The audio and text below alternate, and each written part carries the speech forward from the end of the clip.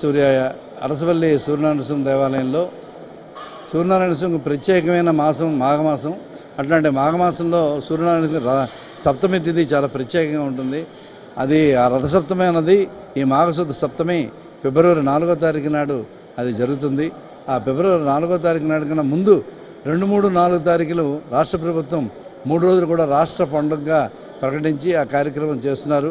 అట్లాంటి రథసప్తమి ఉత్సవం 4వ తారీఖు నాడు, 2వ తారీఖు నాడు, 3వ తారీఖు నాడు మొత్తం 3 రోజుల కార్యక్రమం ఉంటుంది. ఆ 2వ తారీఖు నాడు శోభయాత్ర కార్యక్రమం ఉంటుంది. 3వ తారీఖు నాడు సూర్య నమస్కారాల కార్యక్రమం ఉంటుంది. అట్లాగే 4వ తారీఖు నాడు వేకుజాము నుంచి కూడా సూర్యనారాయణ స్వామి వారికి అభిషేక సేవలు ఉంటాయి. అభిషేక సేవలు అట్లాగే సూర్యనారాయణ స్వామికి పళ్ళరసాలు, అట్లాగే పంచామృతాలు, అలాగే గంగా జలాలు, నదీ జలాలు, మొత్తం సముద్ర జలాలు, మొత్తం ఎన్నో ఔషధులు ఇవన్నీ కూడా సూర్యనారాయణ స్వామికి అభిషేకం చేస్తారు. ఇది రాత్రి 1 గంట నుంచి ఉదయం 7 గంటల వరకు ఉంటుంది. తర్వాత స్వామివారికి నిజరూప దర్శనం ఉంటుంది. నిజరూప దర్శనం 7 గంటల నుంచి రాత్రి మధ్యాహ్నం 3:30 వరకు ఉంటుంది. 3:30 నుంచి కూడా పుష్పాలంకరణ సేవ ఉంటుంది.